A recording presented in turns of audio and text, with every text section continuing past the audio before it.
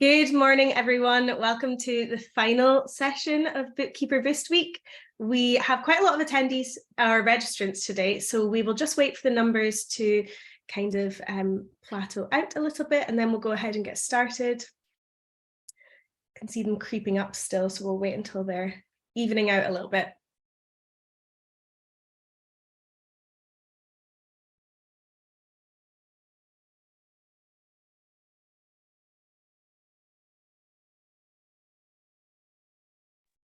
Please do go ahead and say hello in the chat box. We've got Rebecca and Ewan in our chat box today, ready to say hello to you all.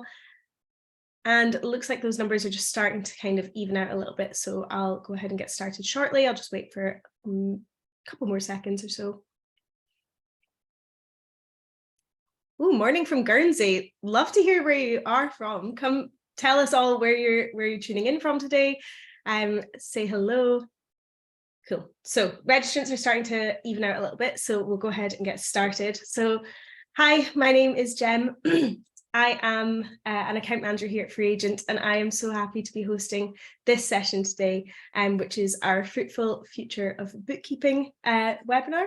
So this is the final in our Bookkeeper Boost Week lineup. We've had a brilliant week so far with sessions on cost of living, onboarding clients. I know that Joe was in a session earlier in this week.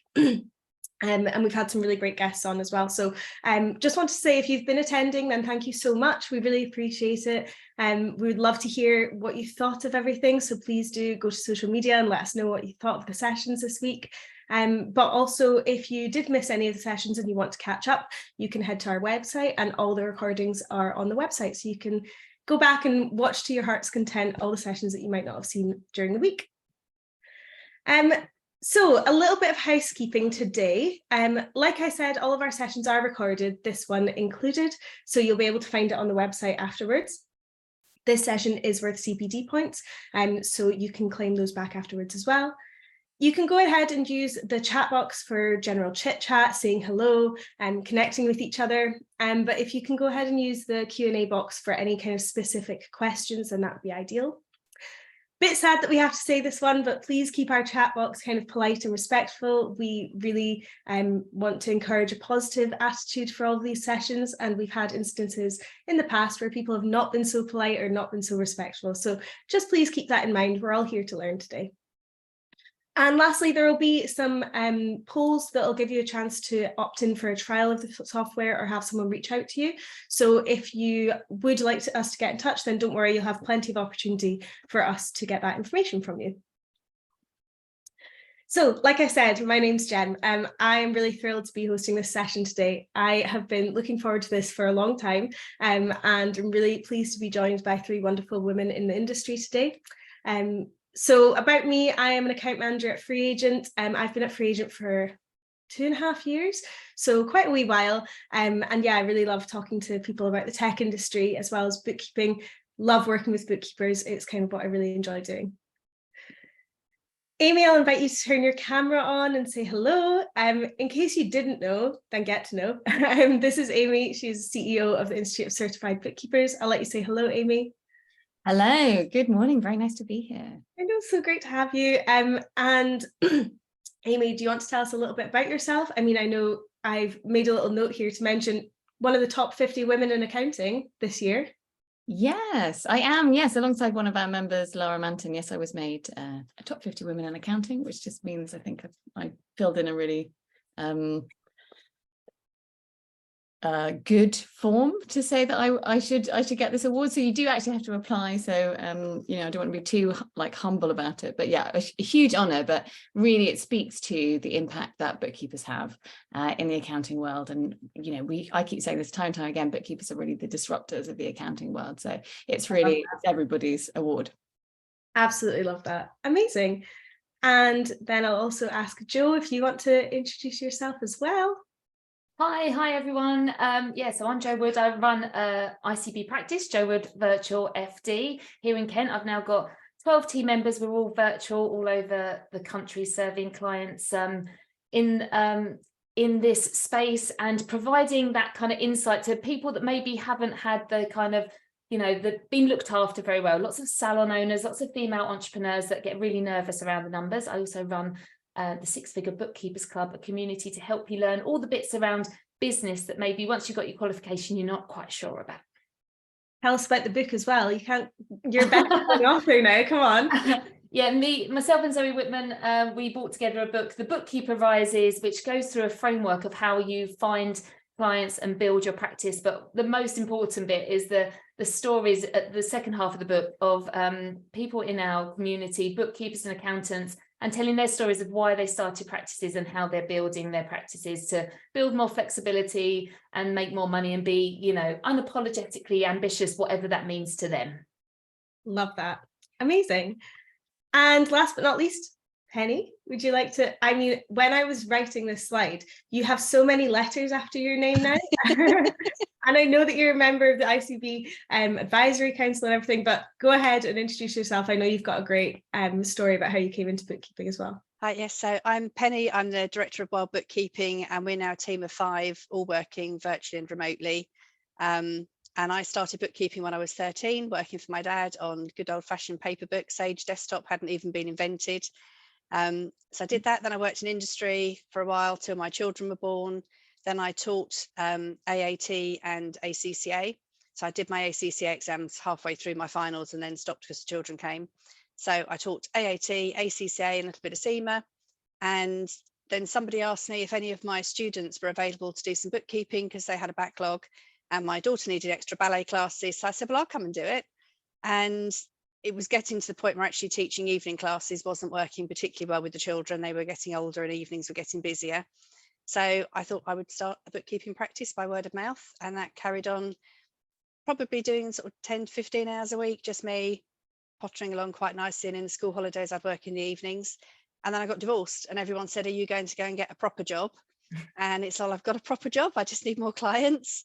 So I built my business, it was still just me, and then lockdown happened and I always wanted to grow and always wanted to take on staff, but it's a really scary proposition. But I got to the point where my children were older and 2 were at uni, 1 was just finishing GCSEs. They didn't need me as much. I was really worried what was going to happen in lockdown. Would I lose any of my clients? Which thankfully I didn't, but none of us knew what was going to happen at that time. So I bit the bullet, stopped saying no to work, started using Go Proposal because pricing really scared me, and discovered actually I love selling and it's really good. The business grew. I then took on staff, decided I'd outgrown Penelope Allard bookkeeping services. So went to Philippa Haynes and rebranded and became Wild Bookkeeping. I went sole trader to limited, and we've gone strength to strength in them. So we're now a team of 5 and we won 2 Lucas at last year's Luca Awards. That you took the words right out of my mouth about the Luca Awards. So social media influencer of the year and new practice. New practice, that's the one. Amazing. Yeah, like I say, so great to have all of you on, like 3 women that I really admire and who are obviously making big waves in this industry. So thank you so much for being with us today. So just before we get started on the panel, I'm just going to go over FreeAgent a little bit. So in case you don't know already, which hopefully you do because you're here today, FreeAgent is an award-winning accounting software. So we are really promoting that user friendliness. We're ideal for those really micro business clients, so kind of 10 employees or less is who we're great for. And we are free if you've got a NatWest bank account, because we are backed by the bank. So that's a little bit about FreeAgent. You'll have an opportunity to see the product a little bit later. But if you would like to find out a little bit more about FreeAgent, I'm just going to run a quick poll. And if you would like to find out about becoming a FreeAgent partner, you can go ahead and say yes, and we will get in touch. We'll give you a trial of the software, or we can just have a chat. I always say, you know, with these things, if you're not interested, you can always walk away and we'll all still be friends. But yeah, if you want to have a little look at the product a bit deeper, then just go ahead and click yes, and we will make sure someone gets in touch. I'm just going to let that poll run for a couple of minutes while I stop sharing my screen. Where are we? Here we go. Perfect. Cool. Looks like numbers have kind of stopped there, so I'll just end that. And we can go ahead and get started with our panel. So I've got a bunch of questions for you all today. I mean, I'll be surprised if I get through them all because I know that you all have a wealth of knowledge and you all love a chat, which is great to hear. But I think let's just kick off with bookkeepers. So why are they such a valuable asset to small businesses in 2023? I would love to hear kind of what you guys think makes them so valuable to the industry and to small businesses. And I think, Jo, are you happy to kick us off with an answer? Yeah, absolutely. So I think we're like unleashing this power that we have, that bookkeepers maybe in the past didn't always know that they had. I know through my 20 years of being a bookkeeper, I spent most of it behind the computer, doing the work, thoroughly enjoying doing the work. But I might once a quarter go and hand a paper VAT return to a business owner and say, you've got to pay that, or let someone know that, you know, they were missing an invoice. But I wasn't having those kind of conversations that I had at my fingertips, because the information I have is all up to date. It's all, you know, timely, it's accurate. And so now if we can, as bookkeepers, start having conversations about what's happening, we're working in real time. Whereas I think, you know, everyone's always known that they needed an accountant if they've got a limited company. But those conversations, maybe if there is a conversation, happen once a year, and they're all about the past and what's happened in the past, where us as bookkeepers are working timely, up to date, and we can, you know, help business owners to make decisions in a really, with really important and powerful information. So bookkeepers have this amazing ability to be able to actually make a difference to the business owners that they're working with. And we've just got to build the confidence, which doesn't always come easy to us, because we're all kind of introverted most of the time. But when we do build that confidence and do start having the conversations, we realize that our value is massive and we can have a massive impact, and it gets really exciting. Definitely. I would agree as well. You're all a bit too humble, you know. Penny, what do you think? What makes bookkeepers such a valuable asset to small businesses? So for me, I actually started out training as an accountant. So I started working for my dad's accountant when I was 18 and did my ACCA exams. And then, to be honest with you, I didn't enjoy working in practice. As Jo was saying, you're taking stuff at the end of the year, a few months after year end, and you're just pulling everything apart, and everything was to the nearest round thousand. And I just didn't enjoy it particularly. So I then moved over into industry and realized I loved working on industry. I was in a management accounting role, and that was where I found the real passion lied, actually being able to take those numbers, have meetings with managers, make discussions and decisions being made on those figures, actually being able to have a real influence on the business. So I realized very early on in my career that that's where I wanted to be. And then I didn't finish my ACCA exams, had my children, and then started teaching. Somebody asked me if I could come and work, you know, do some work for them. And I realized I needed to get HMRC supervision and a practice license, which I couldn't do with ACCA. So I looked around, and to be honest with you, ICB just seemed the easiest option. I could get a conversion pass, move everything over. And I had a bit, if I'm honest, I had a bit of a chip on my shoulder about this thing about being a bookkeeper, because I thought I wanted to be an accountant and it seemed like second best. So I wasn't particularly proud to be a bookkeeper at that point. But the more I've done it, and I think bookkeepers have come on in prominence, and particularly with cloud accounting and the fact that we've got that live up-to-date information. And to the point that when I rebranded, I had the choice, I could have been Wild Accounting Services or anything like that, but I very deliberately wanted to keep bookkeeping in my business name. That was a very deliberate choice, because I'm really proud now to be a bookkeeper. And I think we are taking the industry by storm. And I think small business owners, particularly during COVID, they needed that up-to-date information. We have a lot more touch points with our clients. And even where I've got clients who have an external accountant that they use, so I've got somebody within my practice so we can take everything right the way through, and I subcontract year-end and tax work out. But clients who have their own accountant, they come to me with the questions, and I have to say to them, well, actually, you should really be asking your accountant that. Yeah, but we don't really talk to them. And they want to talk to me. They want the information from me. So we are very much more an integral part of the business and the team. And we're the person that we know and trust, and we know their figures and their business better than they do. Yeah, absolutely. I totally agree. And that's the thing about bookkeepers, have this really special relationship with their clients, you know, where they work so closely with them. Not to say that accountants don't, but I wouldn't say it's necessarily in the same way. No. And there's a lot that can be kind of learned from that way of working.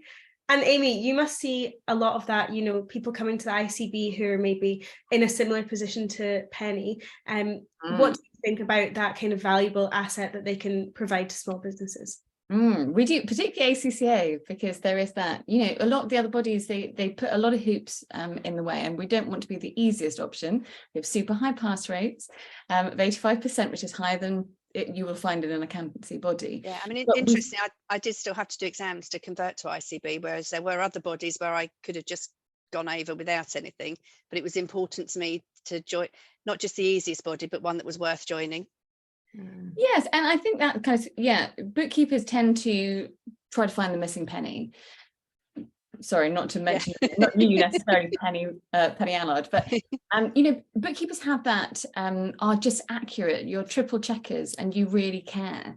And, you know, the other end of the scale, of course, there's a spectrum, but the other end of the scale, you've got accountants who really think their job is to reduce a client's tax bill and then end off. So I think accountants are kind of on catch up. And during the pandemic that you've mentioned, that's when bookkeepers really kind of showed their worth, I think, because there were those, you know, lots of changes coming through. It's really disruptive for clients. And so, yeah, they're calling out for that, that constant help. And yeah, you are absolutely the integral part of the team, like you say, Penelope, as a bookkeeper. But yeah, it's the real-time data, it's a human touch. It's really empowering for businesses to have a bookkeeper on their side and to have their back.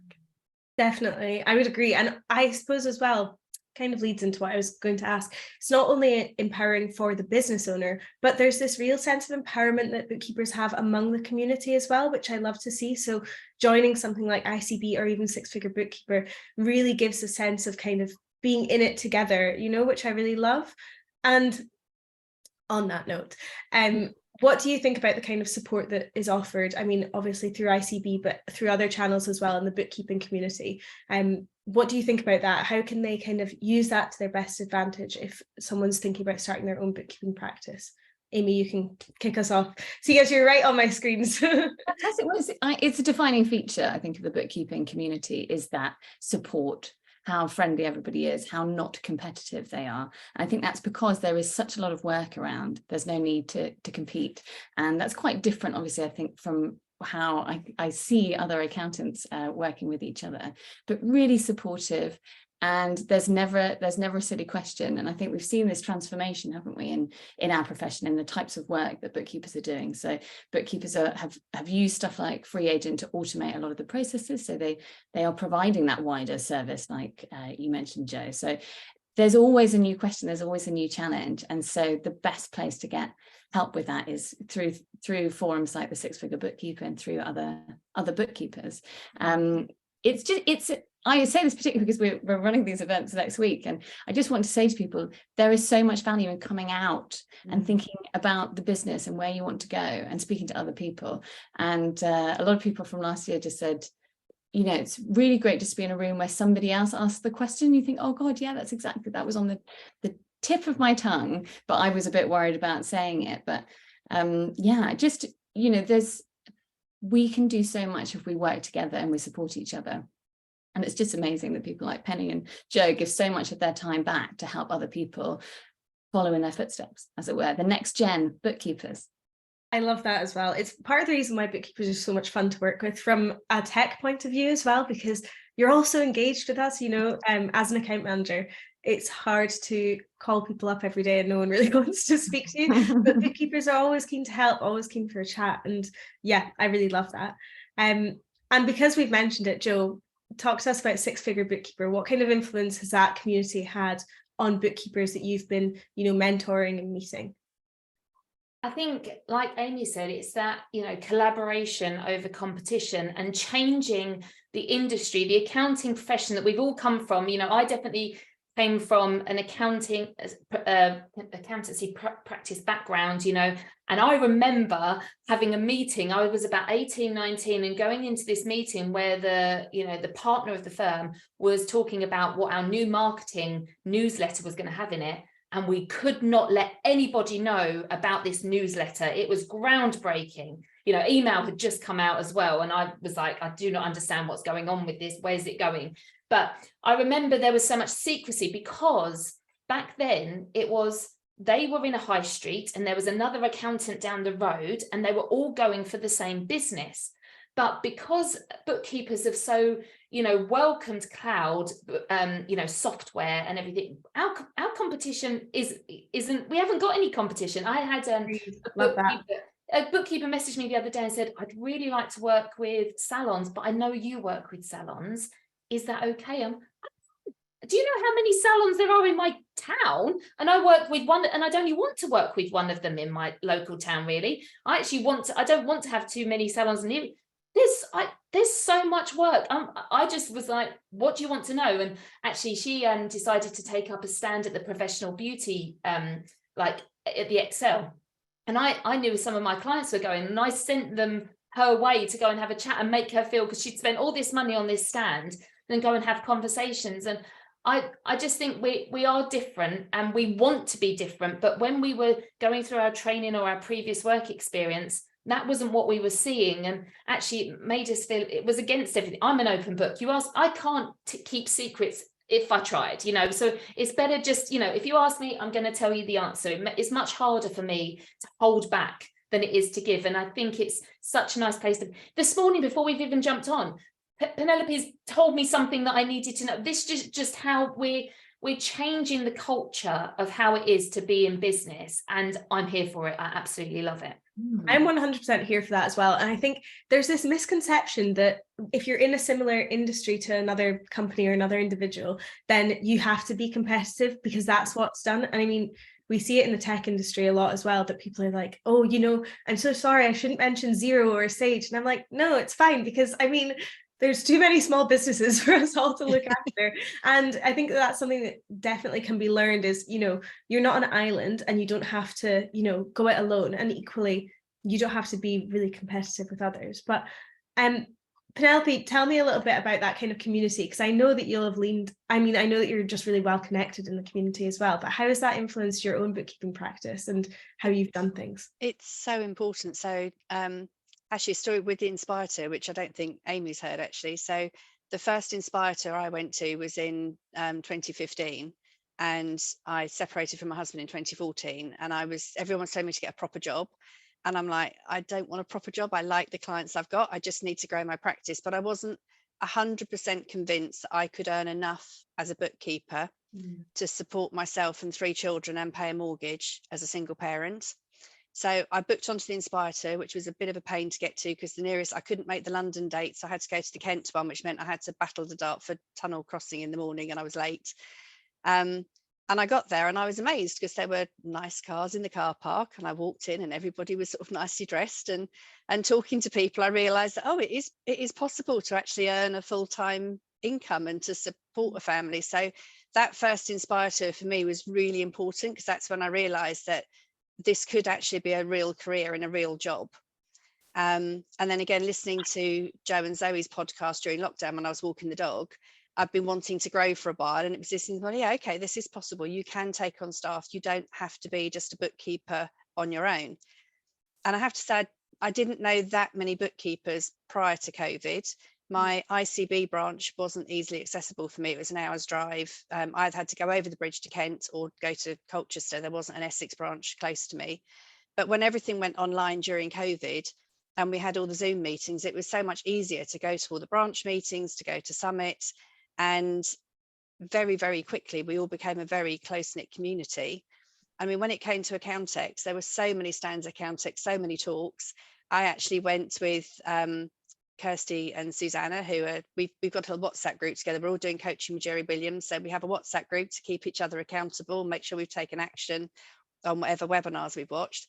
So we actually divvied it up, and we've been doing quite a lot of software demos, and we've actually been booking those together. And the software providers have been a little bit confused, because it's, well, you're 3 different practices, and it's, yeah, no, like it's much easier. We can just do the demo together. And then because we're all going to talk about it afterwards, and we've all got different questions and perspective.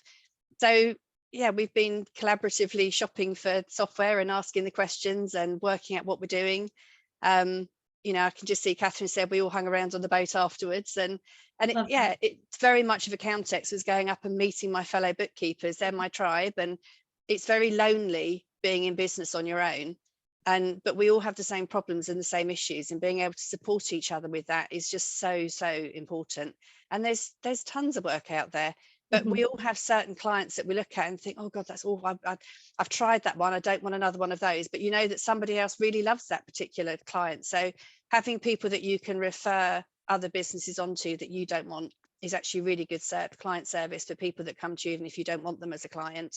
And you know, being able to sort of put a post out there in Six Figure Bookkeeper or the ICB members forum, or you know, the various different forums that we've got, and say, I'm really struggling, I've got a client on this and I'm trying to hook up this bit of software with that bit of software. There'll be somebody out there that's already done it and has the answer.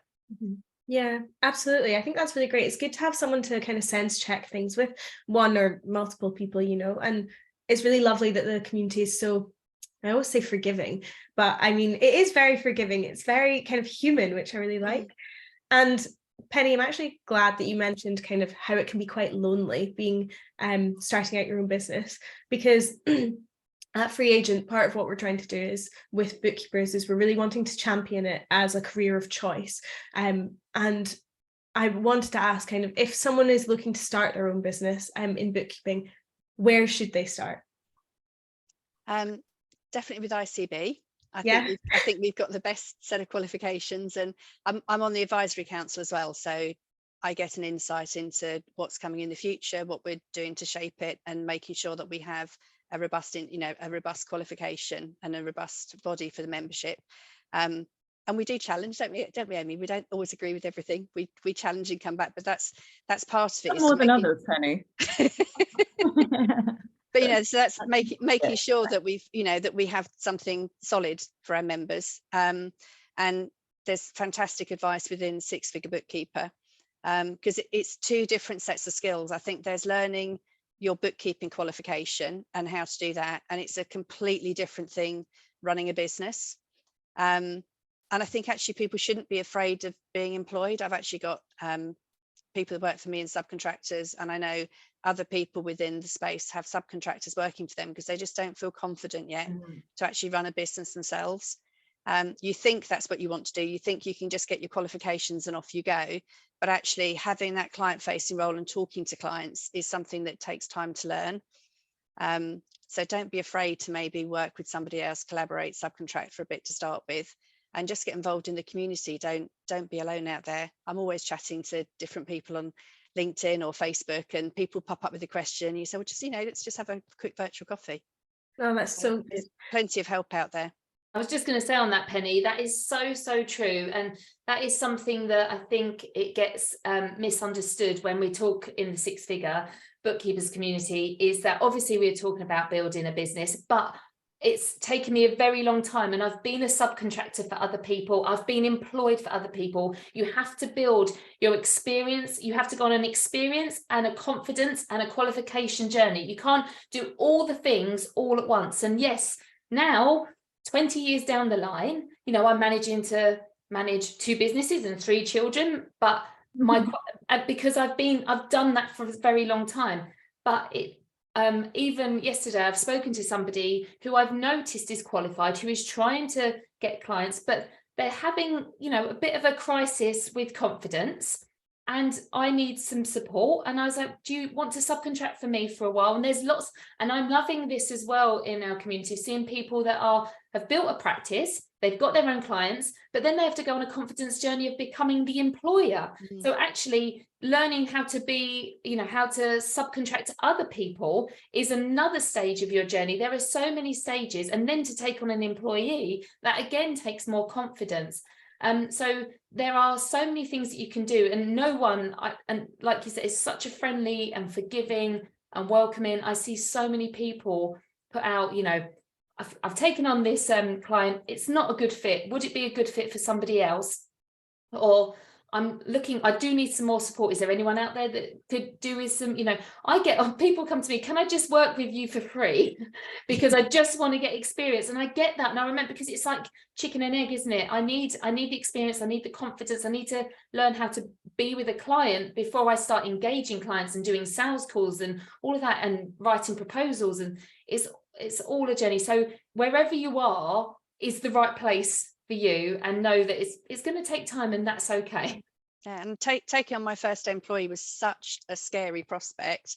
But actually, Claire Allen did a talk at the ICB summit about taking on staff. And then I found her in one of the chat lounges afterwards, and Claire was really helpful, and Helen Bauer. Between Claire and Helen, I've been umming and ahhing for about 3 or 4 months, totally swamped and snowed under with work and not really coping, and thinking any minute now it's all going to fall apart and a client's going to complain because I haven't done something. I know I have to either get rid of some clients or take on staff. And Claire and Helen gave me the confidence that I could do that, you know, and now there's 5 of us. So they did say, once you've taken on the first, that's it, you'll be off. And it's like, no, one will do.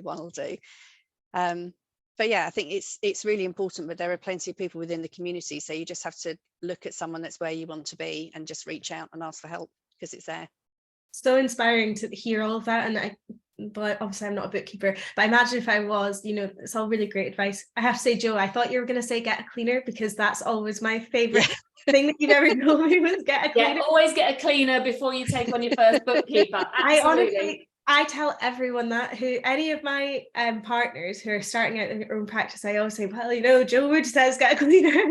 Well, it's just, you've got to weigh up, where is your time going? And we are all building businesses around a home life, around family, around other commitments. And I always think, do I need to be cleaning my toilets, or could someone else do that better while I run my business? And then spend that time writing processes and systems for your next employee. I love that. And I'm actually glad that you brought up kind of working around like home life or just, you know, other commitments, because I know that all of you identify as bookkeepers, but also it's not like you don't have a life outside of, you know, that part of your life. And I would quite like to talk about kind of flexible working. I mean, Amy, I know that you, given your position at ICB, you will speak with loads of bookkeepers. And, you know, it's a female-led industry, and I imagine that a lot of them, you know, do struggle to work around, you know, fit everything around their new role. So in terms of that kind of flexible working, where do you see that going in the future? Do you see that kind of evolving? And how does the bookkeeping role get influenced by that? Does that make sense? Yes, it does. I was just going to say, when I became CEO, the first thing I did was book my cleaner to come every week, not just every other week. Honestly, it's been great. It's been great.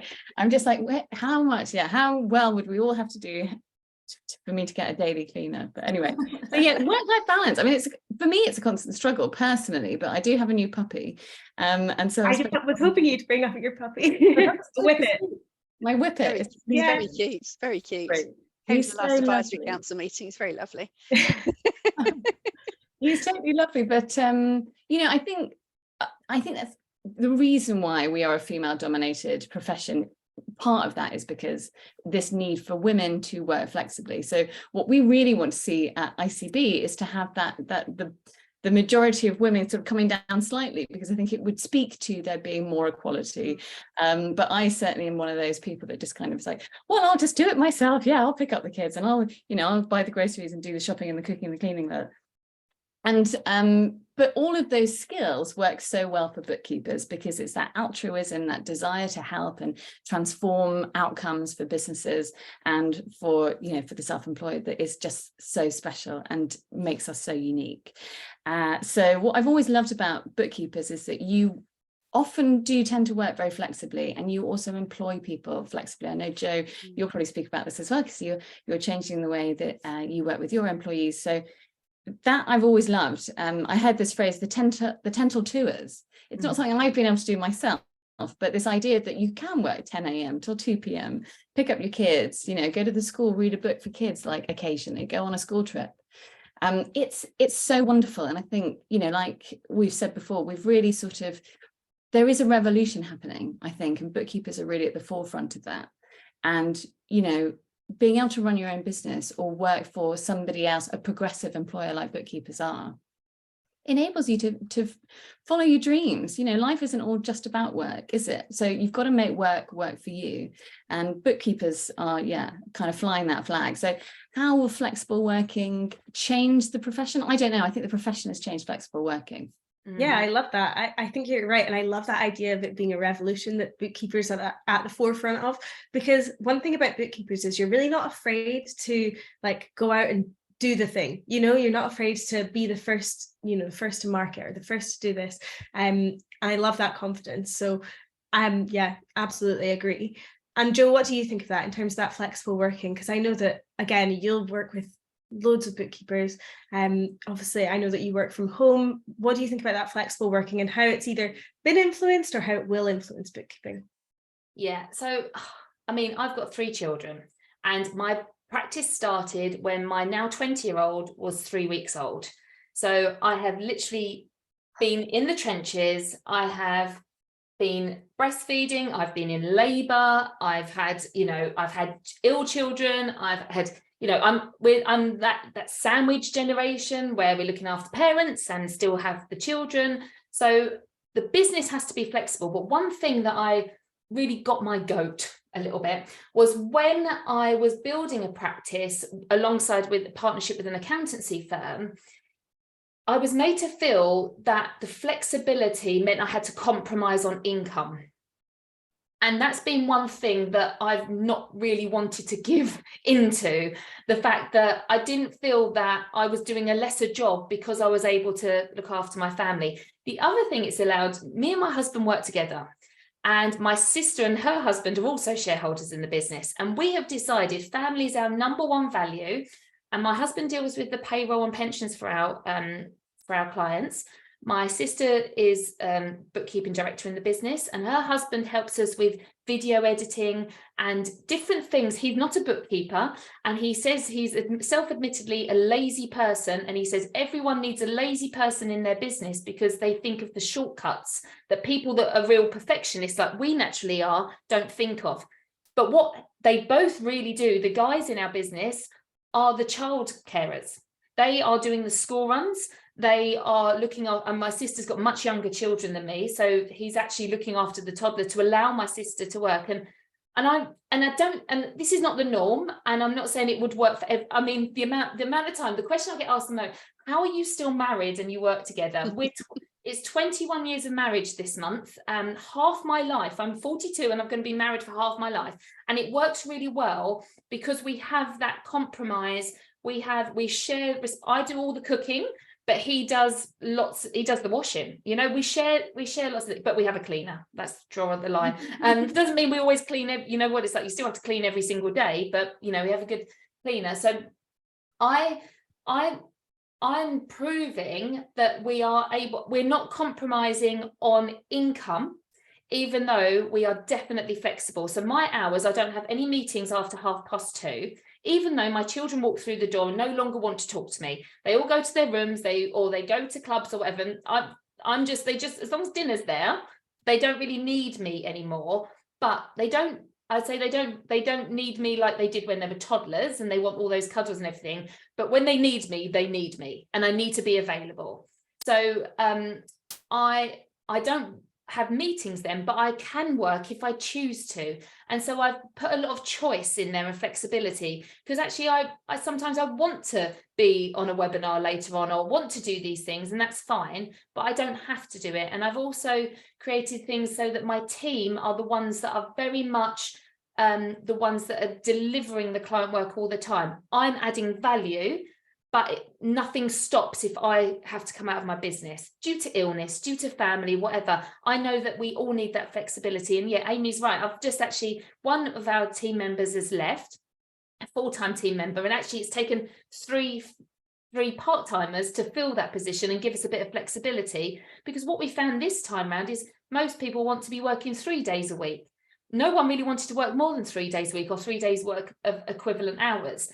And that's absolutely fine, because actually I feel like we're spreading risk as well around a bit. More people supporting our clients is working really well. But yeah, I feel that we are able to be really flexible, and that's great. But I really want to say that we don't have to compromise on our pricing, because of the value we're still giving is amazing. Absolutely, totally love that. And I mean, pricing is such a kind of hot topic at the moment because, well, it was because of MTD, and just in general with the cost of living, pricing is a really big one. So I think reminding everyone that you don't need to compromise is really important.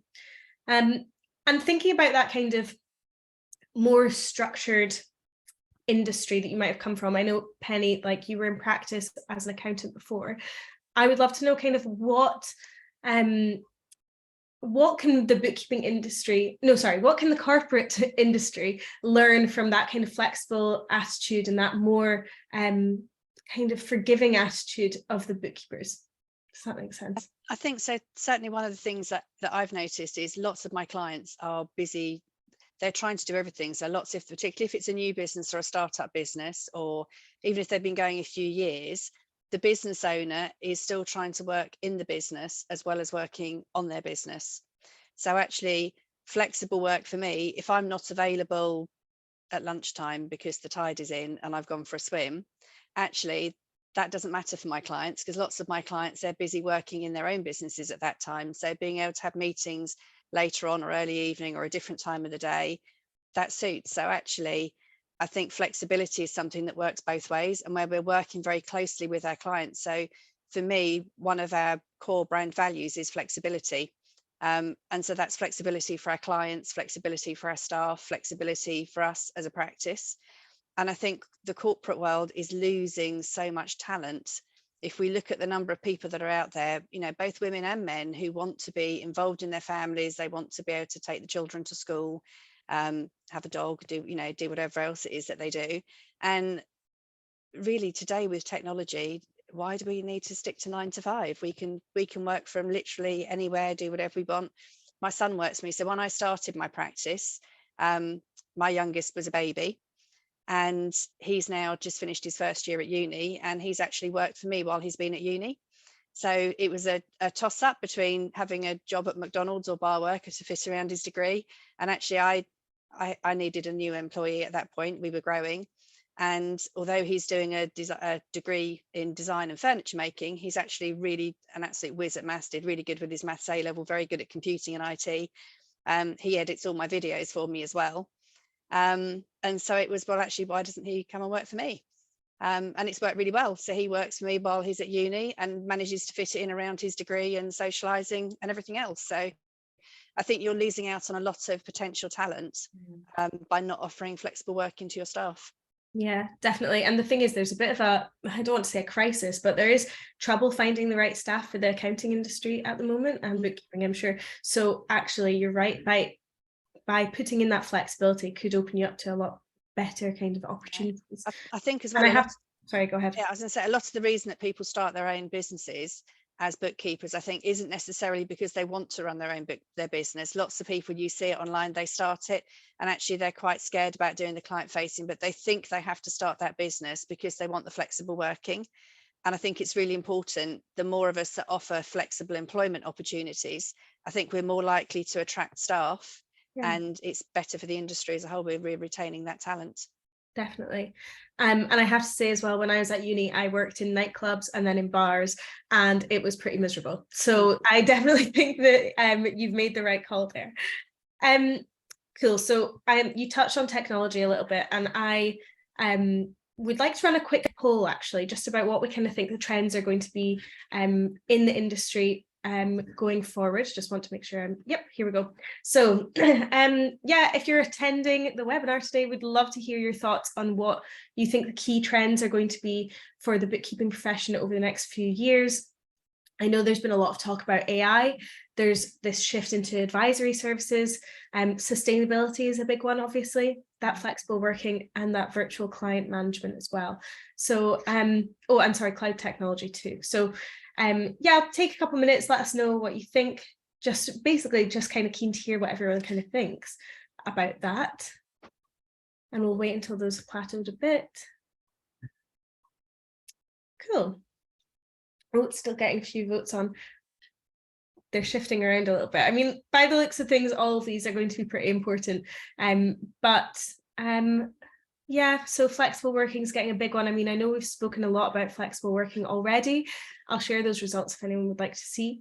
But AI is another one, which whenever I say something about AI or chat GPT, either everyone's like, oh yeah, I really want to talk about it, or it's like, oh, please don't ask me. But thinking about kind of this new technology that's coming out and bookkeepers really being able to embrace technology, how do you think that they can do that? And Joe, I'll start with you if you're happy. I know that you're big on tech, so I'll go ahead with you if that's okay. Yeah, I mean, I love the idea of it. I wouldn't say it's my strong point, but I'm always learning. I'm trying. I don't find it easy. It definitely doesn't come easy to me. So things like ChatGPT. I was having a conversation the other day with some accountants, and one of the guys said he put into 3 different AI tools this conundrum with a client and wanted to work out the corporation tax liability. And he asked these 3 different, and I just love how people are like using this, and they all came out with 3 different answers, and none of them mentioned the £100,000 personal I can't remember what it was. None of them mentioned something that was really poignant, but it's waiting to learn. It wants to learn this thing, so it's, you know, it's happening. I think we all have to realize that it's not going anywhere. I think. I just did a Loom video this morning for a set of management accounts that I was recording, and Loom AI popped up, and it had transcribed what I'd said and gave a summary for the person that was about to open up the video about what I was going to talk about in my video. And actually, when I read it, it was like really spot on. And I was like, okay, I didn't even know I was engaging with AI at that point, but it's happening all the time. Even yesterday, I mean, I help a lady, I look after another dog because I'm not busy enough. So I look after my neighbour's dog. And she love glutton for punishment. Yeah, yes. She came over and we was talking about eyelashes, and she was talking about castor oil on her eyelashes that she puts on to make them look longer. Well, I opened up TikTok later on, and there was a video about castor oil. Everything is happening. Like, you can't, I mean, that was such a surreal thing, and there was a video. So you can't hide from it. How I'm using it myself is things like when I want to talk to my clients about a particular subject, and maybe I want to come up with like 5 points around cash flow or something, I will go to ChatGPT and give me 5 examples of things I could talk to salon owners about cash flow and why it's important. Now I'll take the 5 points. I don't copy and paste because I don't like how it sounds, but it gives me a starting point to start having a think. So it's leveraging my time rather than me trying to sit there and think. I know the answers, but sometimes I'm really busy and I can't think of things, you know, my brain's too full of other things. So I like to use it as a pointer of things, and then what I love about it is that it gives me an answer and I say make it shorter or make it longer. I just love telling it what to do, and I love how it comes out. So, and we use that you know, and we use that for topics if we're going to speak to bookkeepers, but a lot of the time it's not as up to date, but it will give us some. You might pick 3 of them and think, oh, that was a good idea, and then I'll go off and think of something else. So I think we can use it as a tool, but I would definitely go against. And we had we've had like reviews and comments, and sometimes even those sound like someone's put that into ChatGPT to respond, and it's like, really, you've asked it to write your feeling? I don't know. So I think it's obvious when it's being used in the wrong way. So if you can use it in a good way, but it's definitely not there and it's not going to be able to take your job at the moment. But that's why we have to have more human connections and get away. If you are relying on just purely the software to engage with your client, then you need to get out and start having conversations. Love that. I think, and I agree as well. I think you can really make tech work for you, can't you? But what do you think, Amy, in terms of that, embracing that technology? What do you see going forward that bookkeepers need to do or should be doing to make it work for them? Oh, it's a good question. Well, the great thing about bookkeepers is they're so nimble and agile and tech savvy, and that's you know, accountants, I think, to a certain extent, are still very much on catch up. The number of accountancy practices that are fully digital is very, very small compared to bookkeeping practices. So that's very cool. So I think bookkeepers naturally want to adopt new technology and kind of make it work for them. But like Joe says, it is everywhere already. It's amazing how quickly it happened. It was November that they launched the OpenAI, released it to the world. And I think it was like within 2 weeks, there were millions of users, and it was the most popular website in the whole world. So that acceleration is wild to witness. And it is, you know, it's in Canva. We've mentioned Canva earlier, I think, and, you know, it's everywhere, and it does speed up what you do. And it is a really good starting point. But it, you know, it can also be a kind of finishing point as well. You can put your stuff into these chatbots and then get it to make it more concise or longer or shorter. We use it all the time at ICB, actually.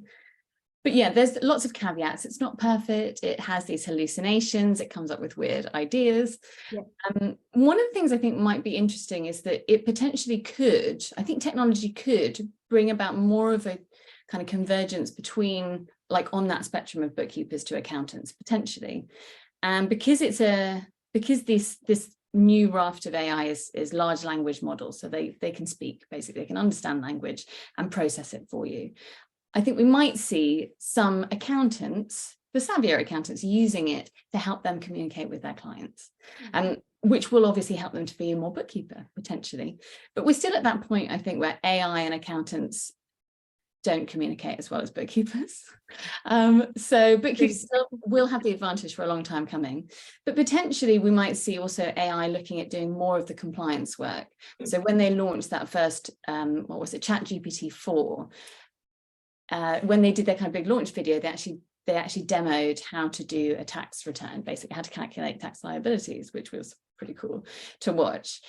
So because it can process huge amounts of data and it can spot anomalies and things like that, we might see some of the tech itself doing that compliance work, which again means potentially that could enable bookkeepers, if they're using these tools to do some of that compliance work, it can, you know, speed up, turbocharge some of the work you're doing so that you could be more accountant if you want to. But I guess ultimately what it means is just we all get to speed up some of what we do, but it's just going to open up the door to do more. So giving you that space to do a bit more advisory stuff, have those important conversations, and just start solving bigger problems for your clients so that they love you even more, if that's possible. But yeah, who knows? I think with all of these, like, it doesn't necessarily save you time, because there's more stuff to look at and more stuff to experiment with. And whilst it potentially, you know, has the potential to kind of change the face of humanity, at the end of the day, nothing really changes. I mean, we've been talking about doing more advisory for like a decade in tech, you know, and in bookkeeping. So, you know, the thing that won't change is that clients are still going to want your help. Clients are not going to start using this AI to do their tax return for them, because what they still really want is that they want a reliable expert to help them, and they want to know that they can speak to their bookkeeper whenever they want, within a set guideline of hours. But that kind of support is what clients really value now. So yeah, no, I don't see it as a challenge at all. Just definitely a nice opportunity and fun to play with. Yeah, definitely. And Penelope, I know that you are a tech whiz as well, but thinking about tech, and also, I suppose, partly just thinking, I know that you've got such a strong personal brand. With both of those things, how can you kind of utilize those to help you kind of stand out in the crowd in terms of bookkeeping? And I know that we're saying it's not so much competition, but in terms of attracting clients, how can you really stand out from the crowd by using tech, your branding, and just yourself? I think branding is really important, and making sure you've got those colours, and that when people, wherever people look and find you, so, you know, with Joe and Zoe and Six Figure Bookkeeper, we know it's that particular shade of pink. So wherever you go, it looks like Six Figure Bookkeeper. And hopefully wherever I pop up on social media, it looks like wild. You know, I've got water and waves and the colour scheme. So I think it's really important to have that consistency there. Like Joe, I've been using AI as well. It's great when you're trying to think, particularly with social media, you want a good hook at the start of your post. And it's really great, you know, you want to talk about a topic, so you can put into ChatGPT, you know, what are people asking about such and such, or, you know, what is it that people don't understand? So I tend to keep a notebook with any questions that clients have asked me, and that is sort of the inspiration for my bookkeeping tips on the beach and what goes on social media. But sometimes the clients asked you that question, you think, I don't quite want to word it like that, or if I put it like this, I'm at risk of identifying the client. So it's really good to be able to pop it into ChatGPT, have a look at what comes out.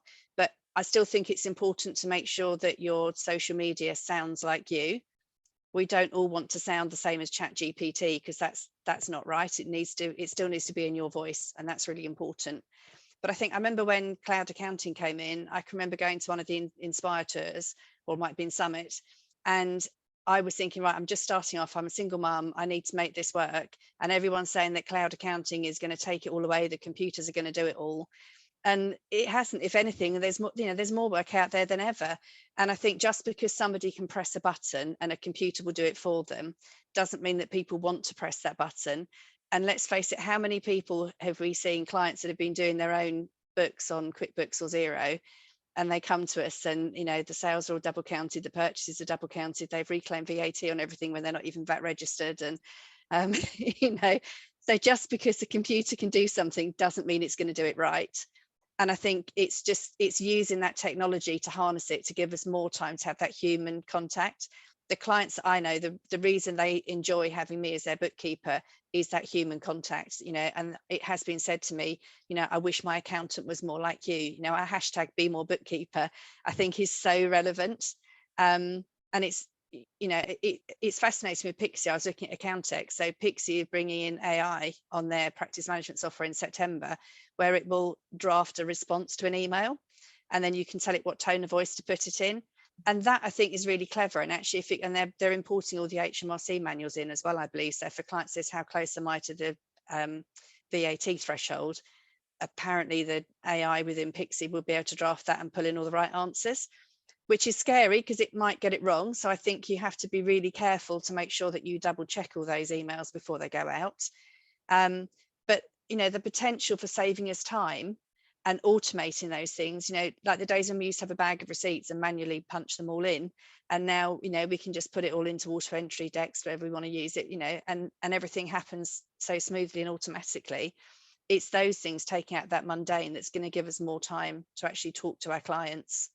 Yeah, I love that. Absolutely. Yeah. Make it work for you. You know, you take on the stuff that really is suitable for your business, and everything that's not, you don't worry about. But certainly with social media, being able to put a blog in and chunk it down into smaller posts and things like that with ChatGPT is really useful.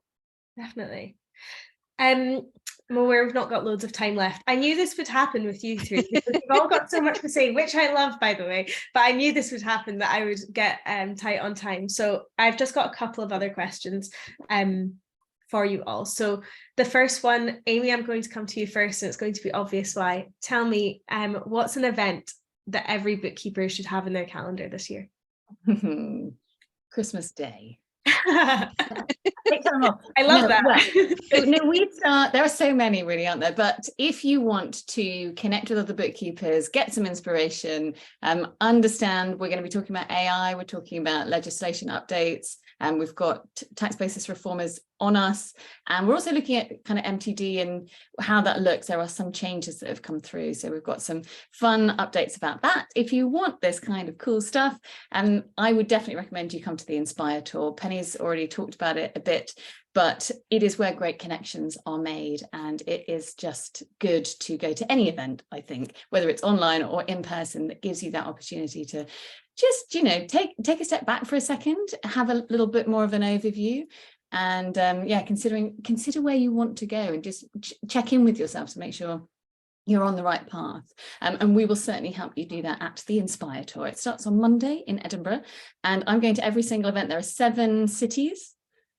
Edinburgh, I'll go through them. Yeah, Edinburgh, Leeds, Birmingham, Southampton, Bristol. This is not geographically correct, is it? Peterborough, London. Yeah, that's all right. And then we're doing it online as well. So the cool thing about all of ICB's events is that we do tend to make them online as well. So they're kind of hybrid, but what we don't do is broadcast an in-person event. We do it all again specifically for online, because we feel like that works better. And the benefit then is that you get a recording so you can watch it again in your own time, because everyone is super busy. If you can't make the Inspire Tour, which I'm sure you can, do come to the Bookkeepers Summit, which is the biggest event for bookkeepers, and it's every year in November. We're going back to the same location, the Park Plaza Hotel in London, and I very much hope that Penelope and Joe will be there. But it's not just about learning. Hotel's already booked. Oh, Hotel's already booked. It's not all hard work. It's also just really fun, and it's kind of like an end of year party for the profession. So dancing happens. Amazing.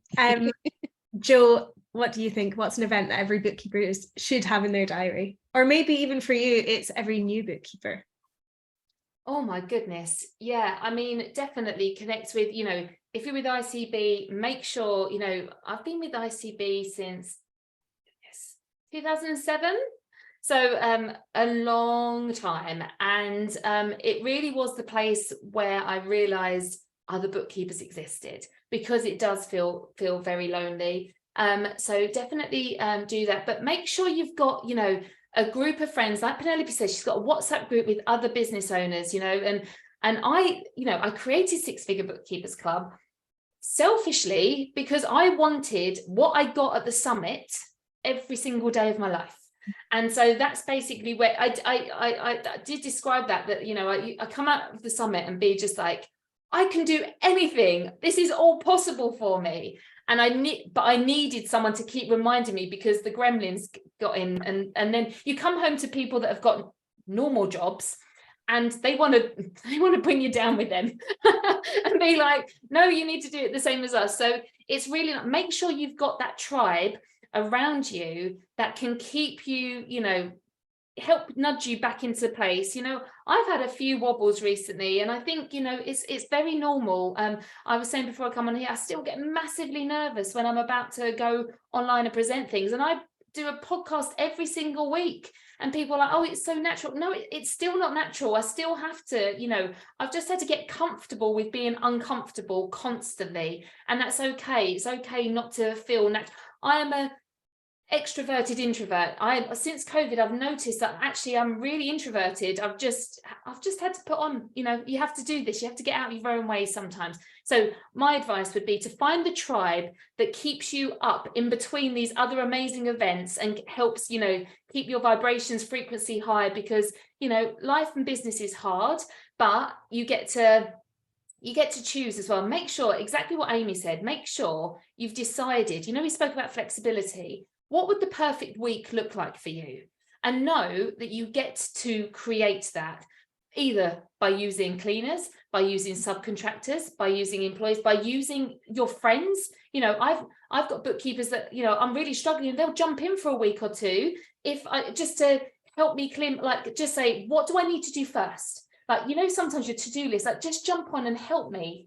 What do I need to do first? Where should I be focusing? So make sure you've got that tribe.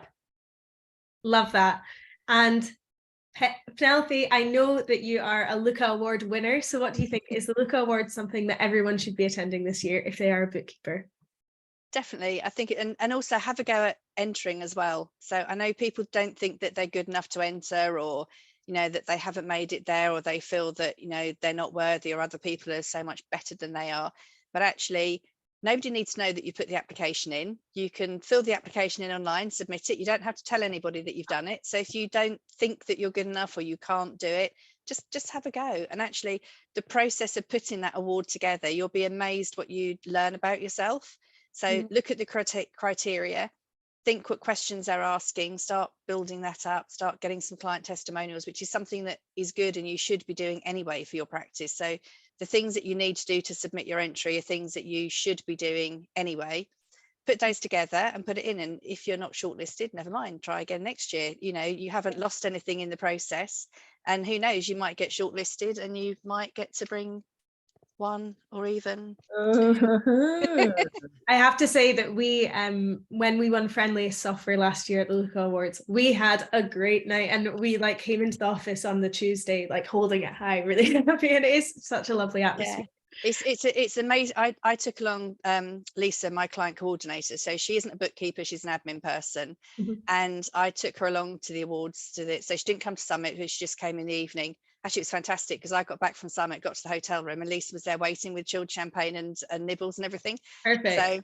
So yeah, Kirsty and Susanna came back and they said, does every Lisa do this? And every business needs a Lisa, because she rocks up before the Luca Awards with a bottle of chilled champagne or Prosecco for you. But Lisa sort of commented on what a welcoming community it was, and how everybody, whether they'd been nominated, not nominated, was just really genuine, the friendliest group ever. You know, she walked in, she didn't know anyone, she hadn't been to any ICB events before, she's not a bookkeeper, and she just had the most amazing time. And please, can she come again this year? Amazing. Sorry, I'm aware that we're slightly over time, so I am going to let you all go, but in just maybe one word, I would love to know, what are you all most excited for the future of bookkeeping? And Penelope, I'll start with you. I think I think, as Amy said at the beginning, I think we really are in a position now where we're disruptors in the industry. And I think whereas when I first started, I mistakenly had a bit of a chip on my shoulder about being a bookkeeper and not an accountant. I'm really, really proud now to be a bookkeeper, and I think we're leading it by storm. I think particularly with the level 4 qualifications we've got available with ICB, I think we're really challenging the industry, and I think it's a really exciting place to be, an exciting time, and all the cloud technology really enables us to be there in the minute with up-to-date information, and we're the people that our clients turn to for their help and advice and support. So I think it's a really exciting time to come. Love that. Jo, what about you? What are you most excited for the future of bookkeeping? You said earlier you want this to be a profession of choice, and I want kids to be choosing this out of school. And most of us, we were put on the accountancy pathway and then we've chosen bookkeeping later, but I want people to be able to choose flexibility, choose freedom, choose collaboration and the fun that we get to have right out of school, and go on that journey, that experience, that confidence, everything journey from that young age. But massively what I see, the impact us bookkeepers can have is on the economy, on our personal economies, on our clients' businesses, and the impact we can have if we do collaborate, if we do start getting out of our own way, if we do start getting comfortable with being uncomfortable and start having those conversations and utilizing the tools. Then if we get to create these businesses that are flexible, that are making us money, and we can then teach our clients how to do the same, we can change the whole of the UK. I love that, honestly. Love, love, love. And Amy, tell me, to round off the webinar in such a positive note, what do you think? Future of bookkeeping, what are you most excited for? I find this all genuinely moving. I am actually. Same, actually. Oh gosh, such a pleasure. So ICB's vision is that behind every good business, there will be a good bookkeeper, and behind every good bookkeeper, there'll be ICB. So we just want complete ubiquity, I suppose. I want every business owner to understand the transformative power of having a good bookkeeper behind them. And we are absolutely there to support bookkeepers to do that. So yeah, the sky's the limit. Oh, amazing. Thank you so much. What a brilliant way to end our Bookkeeper Boost Week. I just want to say to all of you personally, like I said at the beginning, you're 3 women I really admire in this industry and out with. Thank you so much. I really looked forward to this panel, and it's up there with one of my favourite sessions I've ever hosted. Thank you for your positivity and for all your great advice. It's been really great to have you on. For everyone that's watching today, thank you so much for attending. We are going to have a short demo after this, but you can, if you want to, connect with us on LinkedIn, keep the conversation going. Oh, here we are. You've got your ICB community for your branch meetings, 6-Figure Bookkeepers boot camp, their podcast, their book, all of that, as well as all of the webinar recordings on the website available for you. I'll let you all go now. But unless you want to stay for the demo, but if you'd like to stay for the demo, anyone who's attending, please do. But Amy, Jo, Penelope, thank you so much. I appreciate it. Thank you for having us. Thank you. It's a pleasure. You're amazing, Jem. Oh, thanks. You're all amazing. Thanks, ladies. Speak to you soon. Thanks. Bye.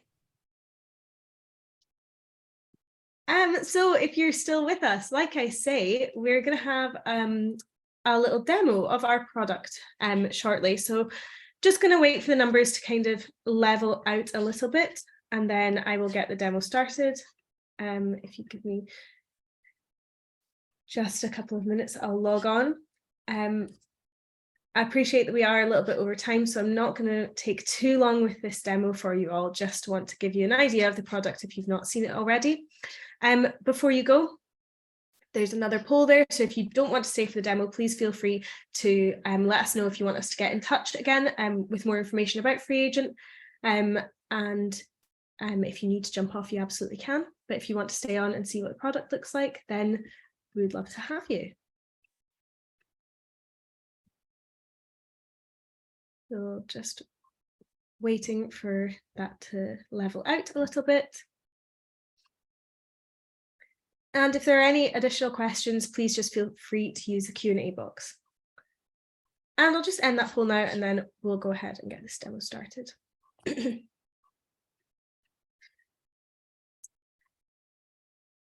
Okie doke. So let me just, oops. So Hoping that everyone can see my screen. If you can't, then please shout and let me know. But this is our FreeAgent practice portal. And like I say, I'm not going to go, sorry, this is our FreeAgent practice dashboard. Like I say, I'm not going to go into too much detail. Just want to give you a little flavor of what it's like to be a partner of ours. So you are able to see all of your clients listed in the practice dashboard here, where we can kind of edit and change any of their settings and things like that. If I just go ahead and switch to this account, then you can see on our overview page, we've got just a mini P&L, our unique tax timeline, as well as things like cash flow up here as well. FreeAgent really does promote its user friendliness, and I would say that we're a great software if you've got small clients who maybe have never used a bookkeeping software before and they need one that's really simple and straightforward. Most of the work that you'll want to do lives in the banking section, so you can go to the top, head to banking, and you'll be able to pop into here to see all of your transactions. This is where you can explain transactions and things like that as well. Our user friendliness means that we are really we use layman's terms so that no one gets kind of confused within the software. I'm not an accountant, so we have terms like money in and money out rather than creditors, and so it's just easier for your clients to use. And if we head back to the overview page, you can see on the right hand side here, we've got this green button that allows you to do things like uploading bank statements. You can do new invoices, expenses, contacts, projects and things like that. What I would like to do is just go back to our dashboard and show you a little sneak peek of what we've got on our practice portal. So this is really one of the biggest benefits of being a FreeAgent partner is that you get access to these exclusive resources. So if we pop into here, we can see that we've got nice personalized portal. So it's got all of the content that you'll need for your practice, from like email templates to information about the free licenses with NatWest to training videos as well. There's lots of shareable content as well as just opportunities for learning for you. So if we head to our learning and accreditation, you can see that I can become accredited in tax, payroll, mobile, as well as our 2023 accreditation as well. It'd be really great if some of you want to become a FreeAgent partner, then you absolutely can. I'm going to share one last poll before we finish off the week. So if you like the look of the product and you want to try it out for yourself, then go ahead and click yes, please, and we will be in touch with you to get a trial organised. Peter, I can see your comment in the chat box. Can you use FreeAgent if you're not a NatWest customer? You absolutely can. We support almost all bank accounts for bank feeds, but it's free for NatWest and Metal users. But if you're not a NatWest or a Metal customer, you can absolutely still use FreeAgent. And discounted price plan for partners. Rebecca's just mentioning that's right. So if you are a partner of ours, then you do get discounts on any billable licenses. So those NatWest ones are still free, but if you're paying for them, then you get a discount. Okay, looks like that poll has just about finished. Finally, I just want to thank you all for being here, for joining us this week. Bookkeeper Boost Week really is one of my favourite weeks at FreeAgent. It's been so great to have you all on board and along for this journey with us. Appreciate that I'm at 12:15 now, so if you stuck around to the end, then you're a hero. Thank you so much. Please join us on social media, let us know what you think, connect with me on LinkedIn. I'd love to hear from you. Thank you so much. Bye.